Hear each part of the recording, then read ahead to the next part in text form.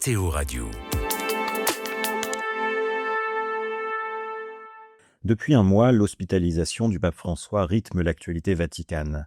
Après quelques frayeurs dues à des crises respiratoires du pontife de 88 ans atteint d'une pneumonie, la situation s'est progressivement améliorée et les thérapies ont permis de le mettre hors de danger dans l'immédiat.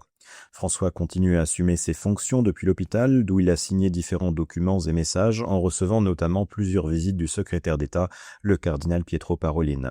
Le gouvernement de l'Église catholique continue donc, et au sein de l'administration du Vatican règne une atmosphère de relative sérénité. Les nominations d'évêques se poursuivent, les activités liturgiques aussi.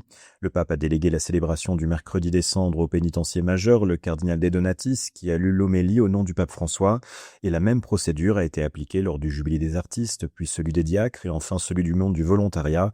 À chaque fois, le pape a délégué un cardinal qui a lu l'homélie en son nom et l'année sainte a donc continué. Lors de la messe du Jubilé des volontaires, les armoiries pontificales avaient même été déployées sur la loggia de la basilique Saint-Pierre, un signe de la présence symbolique du pape en communion spirituelle avec ce rassemblement, tout comme il l'a été avec la retraite annuelle des responsables de la curie. La messe célébrée ce vendredi par le cardinal Parolin avec les ambassadeurs accrédités près le Saint-Siège, tout comme les prières du chapelet récitées chaque soir, vise à accompagner le pape dans sa guérison et non à préparer les catholiques à un deuil imminent. Durant l'hospitalisation du pape, des voyages de cardinaux en Pologne, au Liban et au Burkina Faso ont bien été maintenus, signe que l'état de santé du pape n'inspirait pas d'inquiétudes immédiates. Une certaine sérénité printanière revient donc alors que cette mi-mars marque le 12e anniversaire de l'élection du pontife argentin.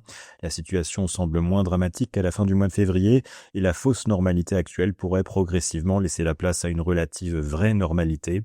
L'éventuel retour du pape au Vatican et son agenda des semaines à venir seront observés de près avec notamment l'organisation d'un consistoire des cardinaux censé statuer sur de prochaines canonisations. Pour le moment, aucun signal ne laisse entendre que le pape pourrait profiter de cette occasion pour renoncer à sa charge, mais des surprises sont toujours possibles. Vous écoutez KTO Radio.